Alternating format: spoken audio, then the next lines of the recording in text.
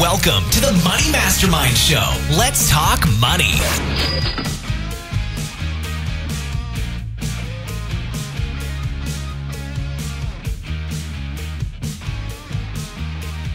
Welcome to the Money Mastermind Show. Tonight, we're discussing a subject that I think most people wouldn't mind getting in on, how to become a millionaire. With us to discuss this tonight are the members of the Money Mastermind Show. We have Miranda Marquit of Planting Money Seeds, Peter Anderson of Bible Money Matters, Kyle Prevost of youngandthrifty.ca, and Tom Drake of the Canadian Finance Blog. Also myself, Glenn Craig of Free From Broke. I'll be your moderator tonight. We have a special guest. We have Casey Beavers from the site Gen X Finance to help us illuminate what it takes to be a millionaire. Now, before we start, for those watching live, we do have a Q&A app on our events page. So if you have any questions about being a millionaire and what it takes, please feel free to drop the question, and we'd be happy to get it answered, or at least asked. So welcome to our show, Casey. Thanks for having me. I'm excited to be here. Thanks for coming. So being a millionaire, it's that magic golden ring that we all hear about, right? It's a popular saying, right? That we all want to grab at. If we could get it, we'd be set for life. But at the same time, $1 million doesn't quite go as far as it used to. And even though it doesn't go as far as it used to, it's still such a hard thing for a lot of people to even come close to getting. So can anyone be a millionaire? Is that a possibility that's out there for the average person? If so, how? I think it's possible for most people. I think there are some limiting, social economic factors that probably do limit some people more than others. But for the most part, it's the time-tested formula of spending less than you make saving saving a good portion of your money. And sorry with that. That's a great start to it, right, guys? Yeah. It's part of the equation there. But no, it's so sad, though. It's sad that you have to, you spend less than you earn and you save your money. Yeah. It's that part of the equation is not exactly the sexiest part of it, right? When people hear about being millionaires, I guess the more, say, romantic notion is you win a lottery and you're set for life, or somehow a stock hits at the right time and you're set, or maybe your house all of a sudden is worth a lot and you can sell it and all of a sudden you just become a millionaire, right? That would be awesome, wouldn't it? But really there's probably a lot more work to it and a lot more boring finance stuff to it to get to that point. Yeah, I think one thing that a lot of people have a misconception about is that most millionaires are just people that have a silver spoon in their mouth. They were born wealthy, and that's just how it's been, and it's hard for anybody else to become wealthy. But the fact is, fully 80% of millionaires are first generation affluent, so they've done something on their own in order to build that wealth. Whether it's starting a successful business, or whether it's having an average income and just saving a lot more than other people. So I think that's something that gives a lot of hope to some people, is just that 80% of millionaires are first generation affluent. So maybe let's talk a little bit about that. What are some of the different ways that people can become millionaires? I mentioned maybe hitting the stock market, getting lucky with the lottery. What are ways that maybe are more of the common things that people are doing to get to that millionaire status? Well, I can tell you how I did it, basically.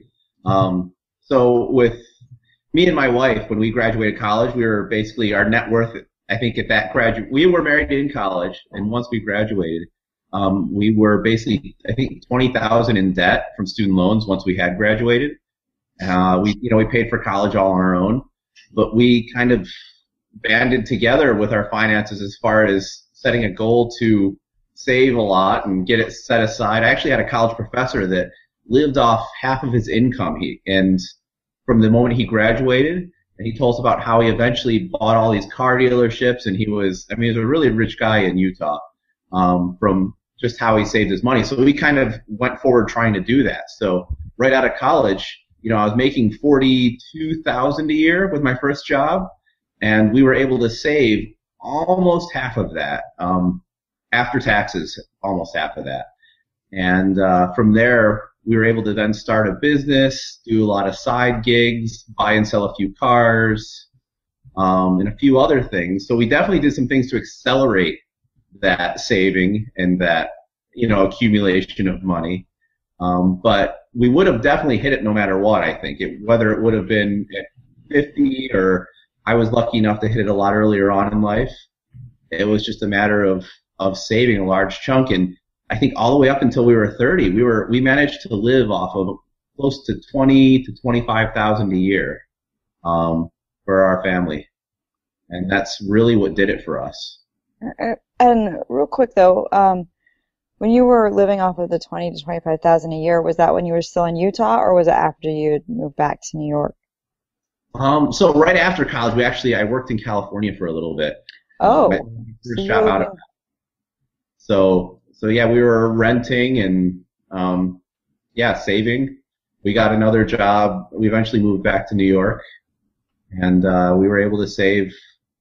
Pretty much, we just saved a larger portion of our money. I mean, even once I did start an e-commerce business, we did really well with that, but we continued to, we had a few years where we were making decent six-figure money, and we were just saving all but the $25,000 that we were spending on our living. So before you said that your side business, which became your business, accelerated it, but really right off the bat, it was your mindset to save a good amount of money to make sure you got to that point, right? You said you were going to get to there, whether or not you had this side business. Exactly. I think it definitely was attainable. I mean, I've definitely run into a few people where they're making, very little amounts of money. I mean, for the people, unfortunately, that are making, the $20,000 to $30,000 a year, I don't know if I could have done it.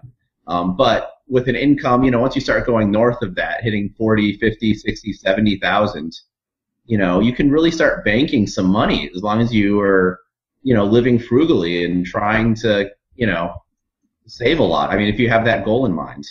So a good income does help a lot. I mean, you don't necessarily have to be a six-figure doctor or lawyer or something along those lines, but if you have something that's above the average, you have much more to work with then.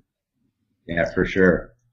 I think that's what determines in the end if you're going to be a millionaire by 30 or 50 or 60. It's all going to be the income in the end that really decides that. Yeah. I think that's kind of an interesting point you were making, where you talk about how, somebody who's, maybe only making, $25,000, $30,000 a year, that's, basically subsistence depending on the size of your family and where you live. And not only are you just subsisting on that, but it's also very difficult to garner the resources you need to improve your skills, to get a better education so you can then get a better job. So I think you make a really good point that, it does help to start out where you're making money northward of, $35,000, $40,000 a year. Yeah. And I like what you talked about earlier too, about you were finding ways to make money on the side. You're hustling basically to make money, and that really is, I think, an attribute of people who have been successful, is that they're willing to make those sacrifices, delay gratification on certain things, spend below their means, and in the long run, they're going to be further ahead than a lot of people are. I think another interesting part of Casey's story that I didn't know actually until he just said it was that he got married young. And he stayed married. More than 90% of American millionaires are part of married couples, and on average, they've been married more than 30 years.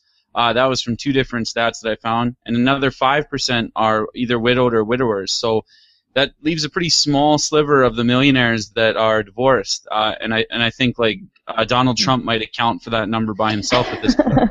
So that's another sort of weird little trivia thing that I don't think many people appreciate about millionaires, and sort of all the freedom that can give you in the financial sense of picking the right mate.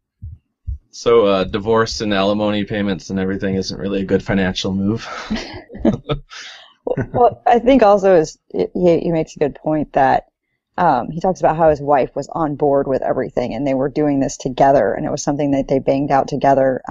We were talking about that a while ago on getting your finances in order, how it really helps to have a partner who has the same goals and who's working toward the same thing.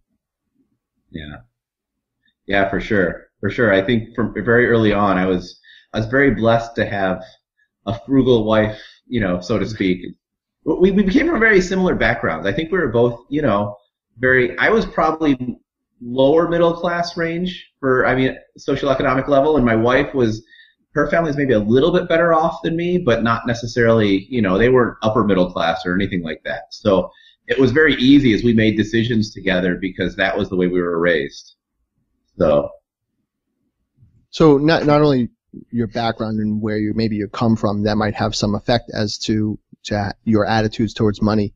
But how much of where you live plays into this? Now, you say you were living in New York. I'm in New York also, but I think we're in very different areas of New York. Yes. And I'm in like the tri-state area. I live on Long Island, where we have some pretty high property taxes, and a lot of people might kind of hem and haw and say that I'm crying about it, but you can easily be six-figure poor here. So how much does that play into where your goals are going to be for being a millionaire, do you think?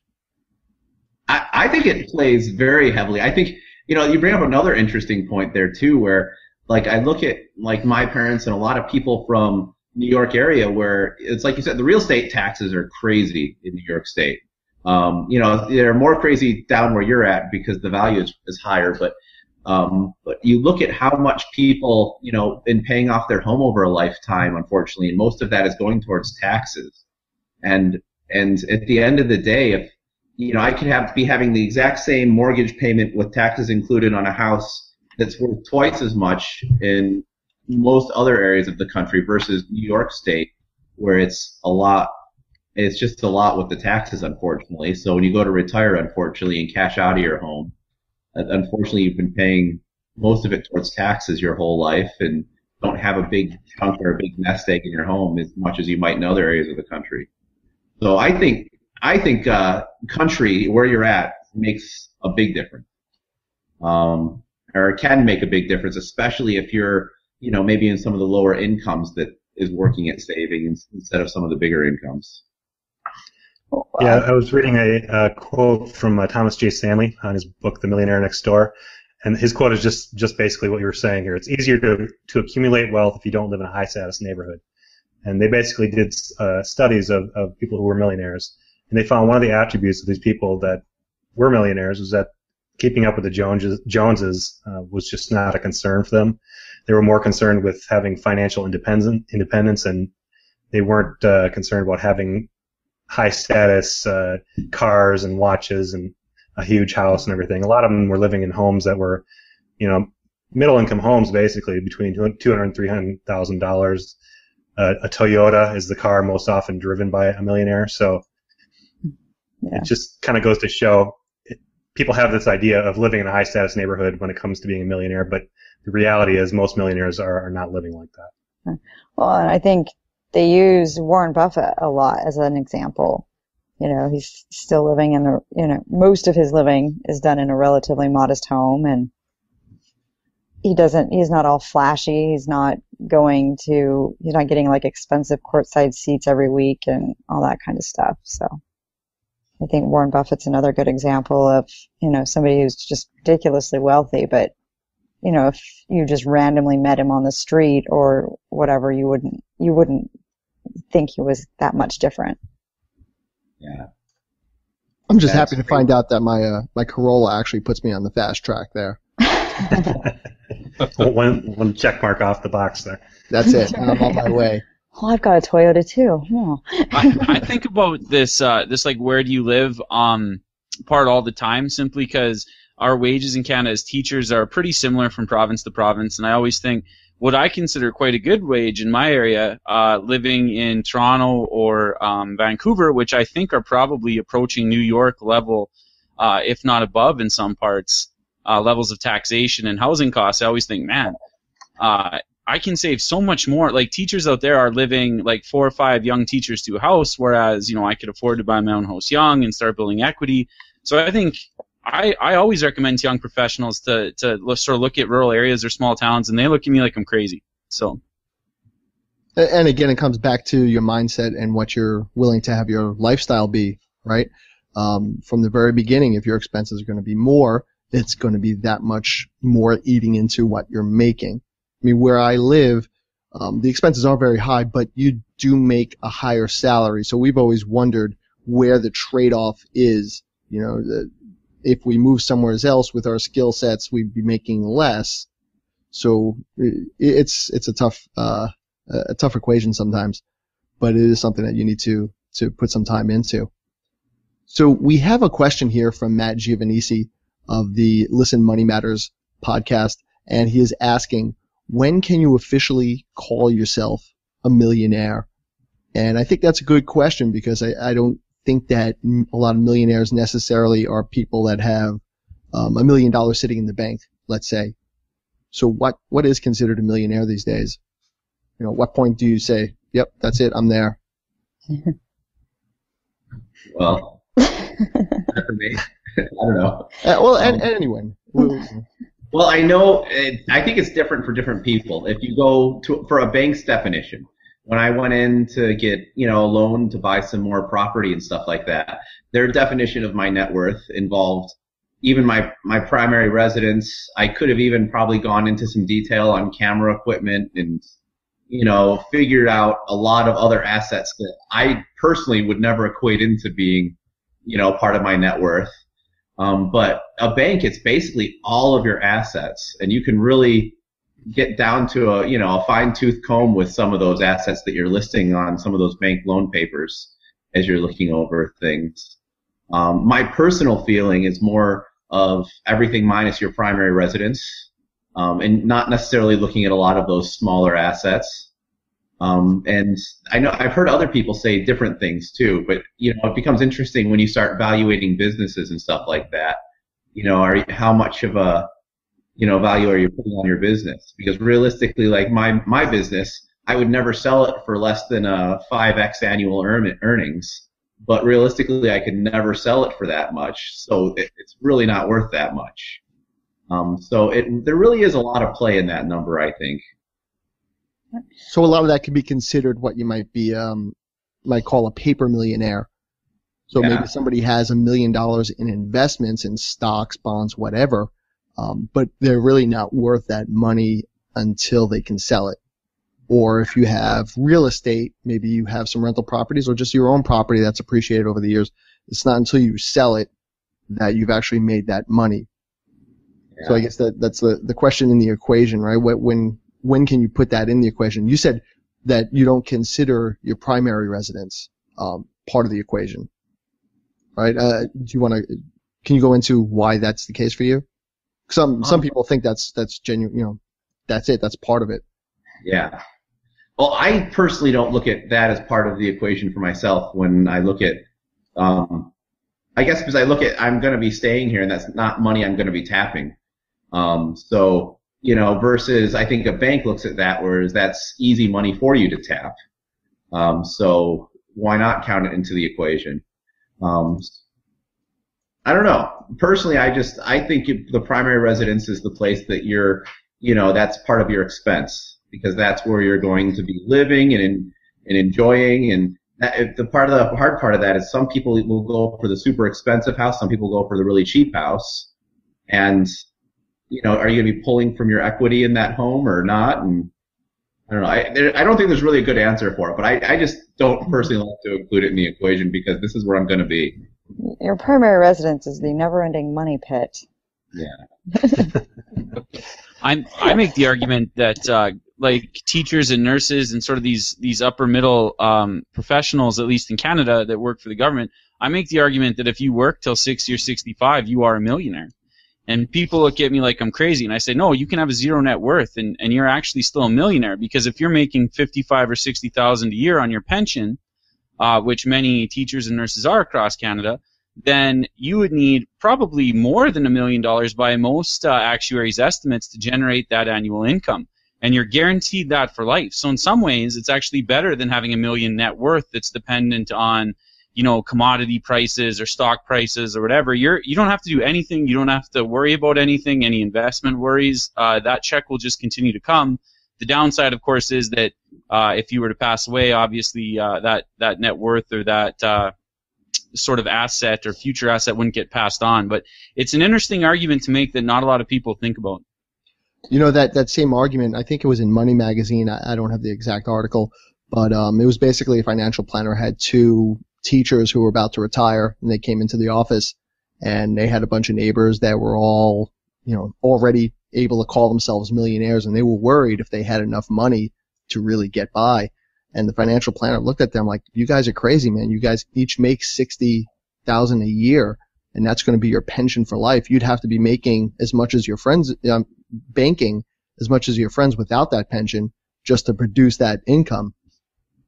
So, I mean, that's a great point that you brought up there, Kyle. Though the only also thing why people hate why they hate teachers in general. But. Right. But I think also a point is not everywhere that has a pension is it guaranteed. You hear about things like an airline going out or other places where maybe a pension gets scaled back or something happens to it. So certainly it's something that you could probably look forward to in your future net worth, but you probably should be doing some stuff to add to it as well, just to make sure and just to make sure that your lifestyle will be what you want it to be. I think another interesting thing about being a millionaire is looking back at how much you've earned recently, because most people, I think a lot of people actually earn $1 million over the course of their lifetime pretty easily. I was looking back at, honestly, in the last 10 years, if I add up everything I've made every year for the last 10 years, I've made $1 million. I don't have $1 million, but I've made Humble it. brag. But you look back That's at a how straight much you've brag. been. It actually is, now that I'm thinking about it, it's really depressing. Now I'm depressed. But yeah, you look back at how much you're going to make over your lifetime, and you realize, you're probably going to make at least $1 million. Well, that goes back to like what KC said at the beginning too. Was it's not just how much you make, but what you do with it. So if you make $1 million and spend it, then you're still at zero kind of thing. And there's also that old saying. Every episode we have to have something where Peter and I just kind of jump in on each other. But please, Peter, go ahead. No, I was just going to say, most of us are probably going to be making $1 million in our working careers if we're making an average income. But it really comes down to what we're doing with it, like you guys were saying. Thomas Stanley, again, found that a good number of the millionaires in his study were making less than a six-figure income during their working careers. And he said basically the reason that they were able to become millionaires is because they played great financial defense. In other words, they were being much more thoughtful about how they were spending their money. They were buying used cars instead of new. They were buying cars that were good value, didn't have a lot of maintenance issues. They were finding local shops that cost less for their service on their cars. Basically, they were just being smart about their money and playing good financial defense. So if you don't have a huge business that is making you a ton of money, or if you're making an average income, you're really going to have to probably go down that road if you want to make $1 million or have $1 million at the end, is play that great financial defense. And I think also going back a little bit to what we were saying about what you actually spend on and such, there's that saying, it's not so much what you make, it's what you keep, right? So taxes, I think, play into this also. How important is that a consideration in being able to become a millionaire? Like, what do people need to think of there? Yeah, I think taxes are a humongous part of it. The whole concept of a penny saved is a penny earned, but the reality of it is a penny saved is actually a lot more than a penny earned because of tax when you take into account taxes. That you look at penny for penny. If you take and save that one, you're not being taxed on it because you were already taxed on it. So depending on what tax bracket you're in, that 1 penny is actually 1.25, 1.3, 1.4 times higher than that if you had have made that additional money. Yeah, and I think sometimes just being able to find a good accountant or somebody that you could speak to regarding your tax situation, and you can find different ways that you realize these things are deductible. These are where you're going to get credits, and really paying attention to your expenses and your taxes can free up a lot of money that you might not have otherwise known about. Yeah. Well, and that's also another spot where having a business is great, because there's so many write-offs that you can find along the way when you start really getting into your business. I know as I sit down with my accountant, there's some things that I think start to get ethically questionable as far as what they're saying I can try to write off. And earlier on, I think I might have been more aggressive, but as I had a higher net worth, it was like, all right, I need to be more conservative with what I'm trying to write off, because I never want to fault on the wrong side as far as, because now I have a lot more to lose, I guess, so to speak. Right. It's never worth trying to cheat the system and get audited about it, right? Yeah, for sure. But I think one thing that my accountant had once told me was that when it's all on your personal income tax, you're pretty much turning yourself into a big fish. And the IRS is going to see that. But when you have a small business that might be making that money, that business is a small fish, and it's really not worth them to chase after so much. I don't know how true that is, but it seems to make a little bit of sense as far as that's concerned. Yeah. And I think sorry. To say another thing to watch out for are fees. We don't think about fees a lot, but once you start making more money and moving forward, especially if you decide that the way you want to become a millionaire is with the help of investing, you need to start looking out for fees, your transaction fees, your expense ratios, all of that stuff is something that you need to think about, because those are all things that eat into your real returns and can affect your ability to earn money over time. And you kind of bring in a good point there. We have another question here from Lance Cothern, and his question is, investing in securities seems to be the popular path to become a millionaire that is promoted in the media for people with jobs. Do you think most people would have a better chance becoming a millionaire by starting a business? So investing in the market versus maybe investing in yourself and creating a business. I know this for sure. They'd have a much better chance of going bankrupt statistically.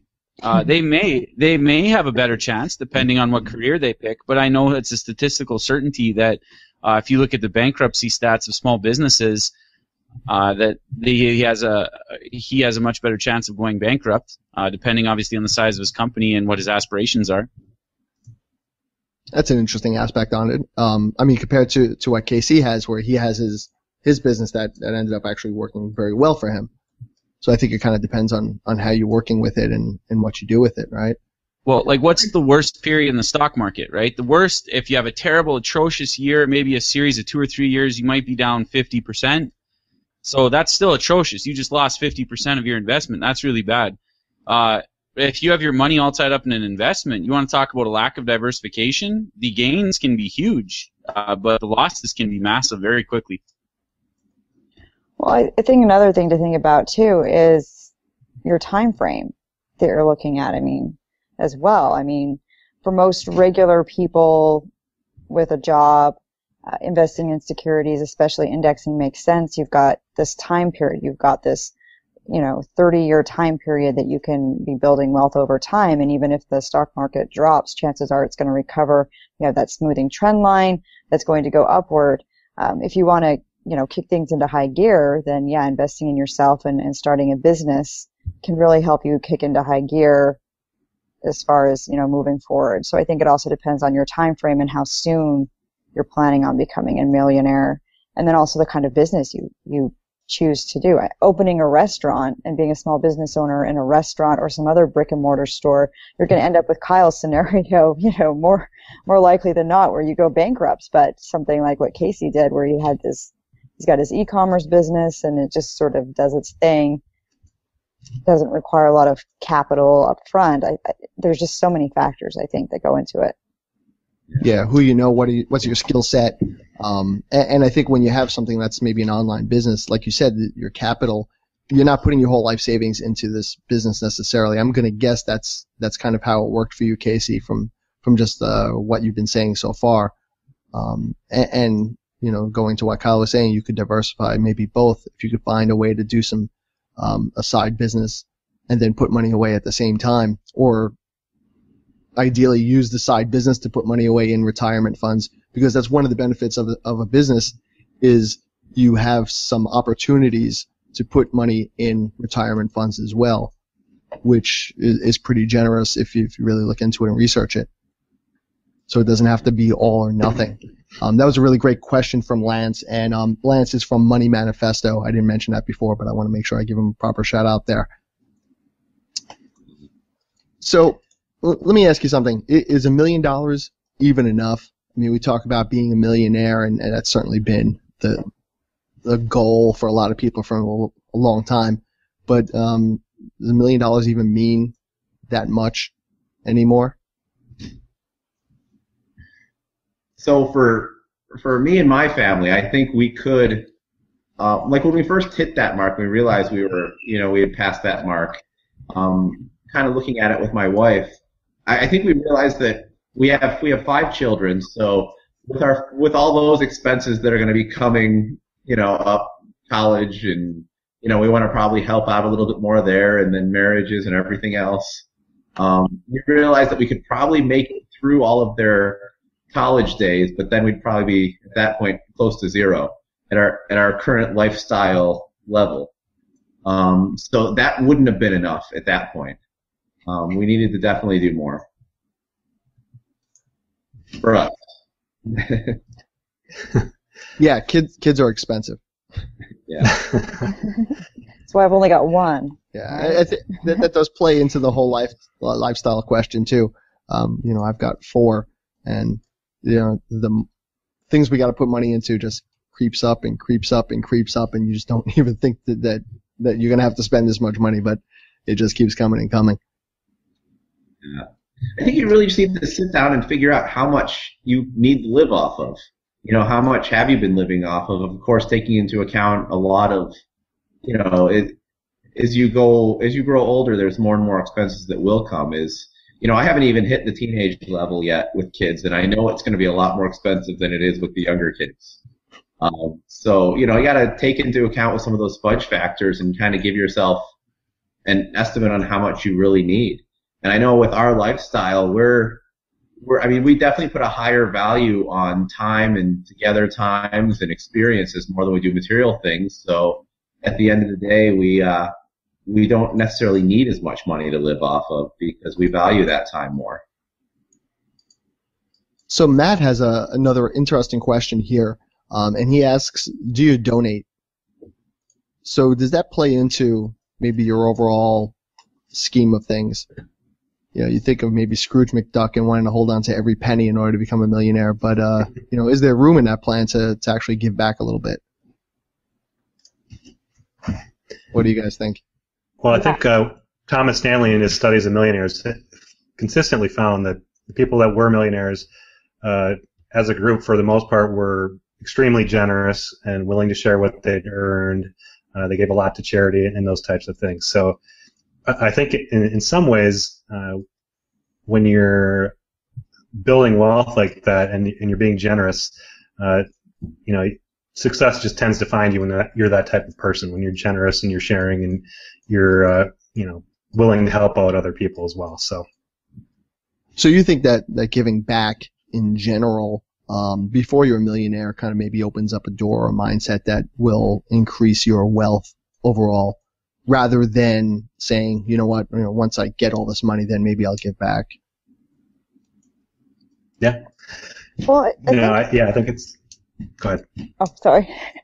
I think if you are the kind of person who says that giving is important to you and it's a priority and it's one of those things that you will make happen, then it kind of orders the rest of your financial life. When you're the sort of person who says, well, here are the priorities in my life and here are the things that I want my money to be able to do, that kind of lends itself to being the sort of person that is going to plan ahead plan their finances, get everything in order, and line things up. And then you're more likely to become a millionaire if you've got things lined up. So I think that kind of plays into it from a more practical standpoint. Just, leaving faith out of it, or karma or God or whatever out of it, just being the sort of person that lines things up and makes sure that they've got their ducks in a row so that they can donate, they can take care of their bills and do all these things that they want to do. If you're that sort of person, then naturally you're going to become a millionaire because you'll have those things in order and you'll have your priorities straightened out. So it's like pay yourself first. So if you always make sure that you're putting money aside to save before you start spending, in a similar sense, if you're always putting something aside first for donations and charities, then you're probably that type of person that's going to be organized enough to just get ahead and be able to do something good with your money in general. Yeah, I think that's exactly right. That's how it is at our household. That's the first thing we take out of our budget is giving to our church and some local charities, and then we take out money for investing our savings and retirement, and then from there it's just everything else after that. So I think it's about putting your priorities first, and like you guys have said, that people that are going to be giving of their budget are in general planning and looking at where their money's going in the first place. Yeah, we've always given 10% to our church. We've always tied that amount. From a very young age, we learned to do that, I guess. And we've always done that. But I have to say that I think I'm pretty stingent with who I will give money to. Like, I always hate those things at work that come around where they, when I was employed, they had those little things where they said, "Oh, we're doing the United Way, and everyone has to give this much, and we have to meet our goal." And I don't know, those always ticked me off so much because I never liked giving to those kinds of charities. But on the flip side, I liked giving to soup kitchens or something I had more of a hand in and stuff like that. But there was something that always irked me about all those ones where it was like semi-forced. Yeah, you were kind of guilted into it. It was put on your desk, and everybody else around you was doing it, and Exactly. the peer pressure into it. Not that any particular charity was bad, but that you were sort of coerced, like you said, into doing it. Nothing against the United Way. I'm sorry, I don't mean to be picking on them. That's why I threw that in there. But I know exactly what you mean. When you're the whole the cube lifestyle has its own peer pressure dynamic. I can't say I donate quite as high a percentage of my income as Casey does, but I do donate, and I think more than that, I donate, I would say, somewhere around 800 hours a year of my time to various things. And obviously, being a teacher, a lot of that is semi-tied in with my job, various unpaid coaching positions and stuff. But the way I look at it is that I consider that a donation personally, because I do have a side business, and I could be investing that 800 hours into my side business. And I like to think that generally I pick things that I'm good at, so hopefully I'm giving pretty good value for my hours there. So that's one way. The other quick thing I want to mention is that once you do become a millionaire, consider donating stocks and securities. Warren Buffett makes a point of doing this. Just if you look into, quickly Google the tax issues involved, it's a very tax efficient way to donate money. Interesting.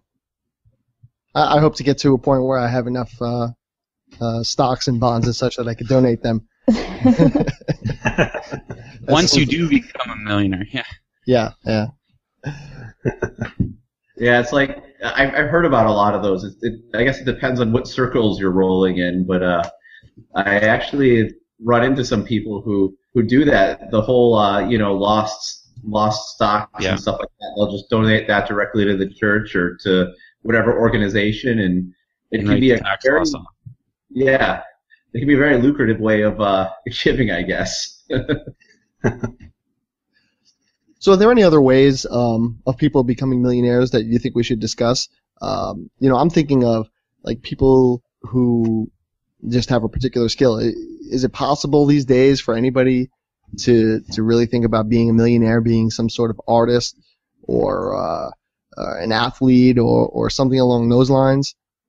Is that something that's still realistic, or is that more of a pipe dream? Because everybody says don't go for that liberal arts or something along those lines. Well, don't talk Yeah, I to think me. personally, I think most people are better off. Most people are going to have an average income at best during their working careers, so I think they're best off thinking about it and starting investing and so forth as early as they can. I mean, depending on how long you're investing for, you're going to have to invest less or start saving less or more. So I think most people are just better off saving as early as they can and as much as they can towards retirement. And I have had a article I was reading here in Kiplinger, and they're talking about if you started with $0 and you had an 8% return over the years, how much would you need to save to get 1 million by age 65? And if you start at age 25, you would need to save $286 per month to reach 1 million, and that's about $3,400 a year. By age 35, you'd have to invest $671 per month, or about $8,000 per year. And by age 45, it goes up to almost $1,700 per month. So, I mean, you can just see by those numbers that the sooner you start, the better off you're going to be. That's why my son has a Roth IRA already. It's interesting you mentioned athletes there, Glenn. There's a great ESPN documentary series called 30 for 30, and they had an episode called Broke. And the stats were insane. It was different between the different sports, but it was like 70% of players in most sports were broke 3 or 4 years after they left their professional sport. And I think in a lot of ways, instead, look at the art and the athletic background as a way to get your education for free, or at least mostly for free, and then leverage that into some great networks, some great different relationships that you can then sort of evolve on from there. Yeah, go ahead.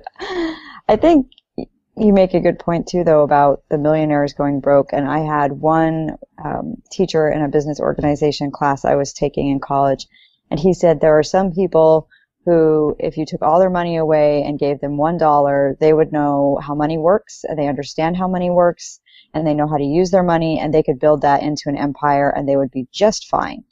But then there are other people who win the lottery or they're sports stars and they have no idea how money works and they have no idea how to use it and put it to work for them, and they're going to be broke no matter what. No matter how many times you give them money, they're just going to be broke because they don't use it. They don't know how to use it. They don't know how to use it to make more money.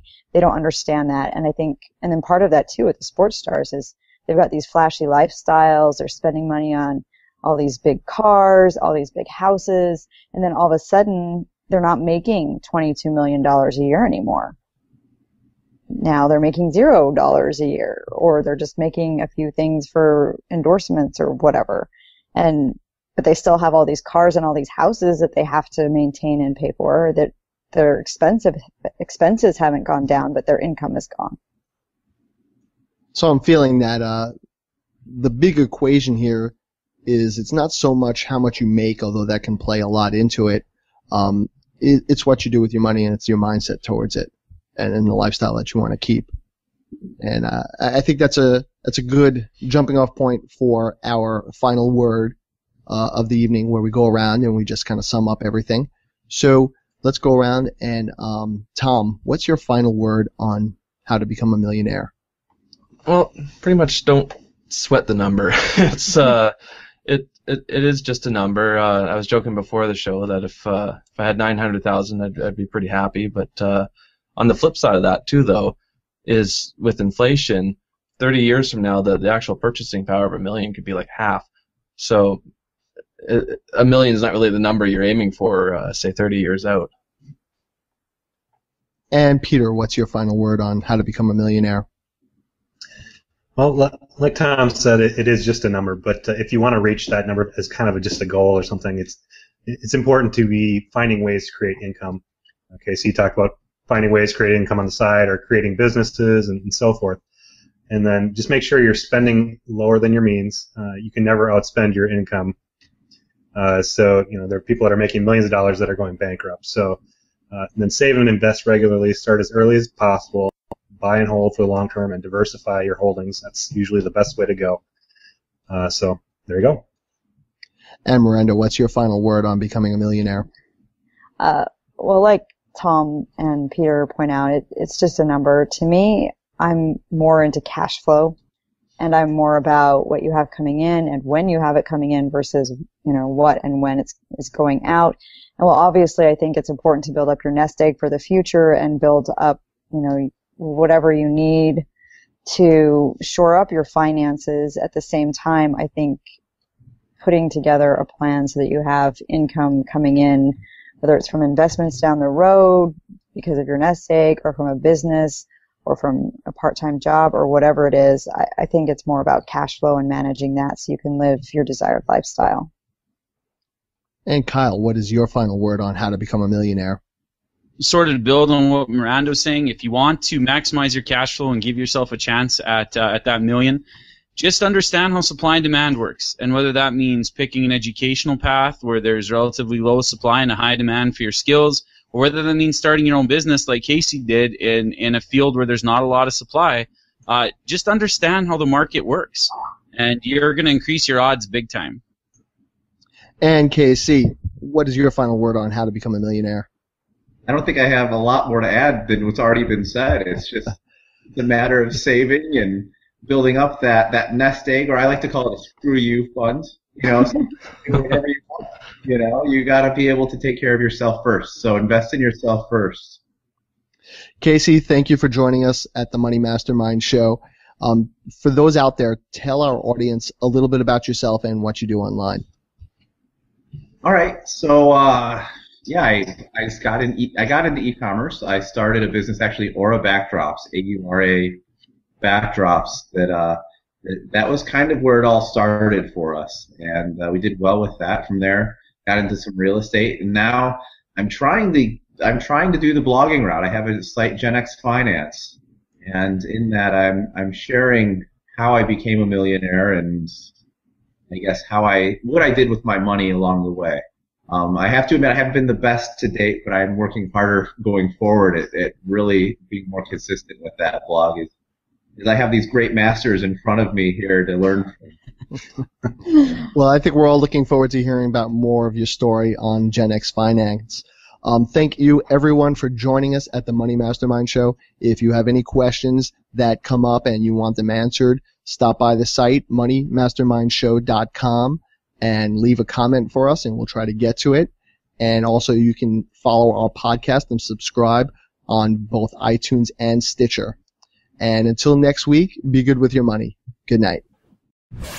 Thanks for joining us on the Money Mastermind Show. Get more information at moneymastermindshow.com. Don't forget to subscribe to the show on iTunes and YouTube, and follow us on Google+.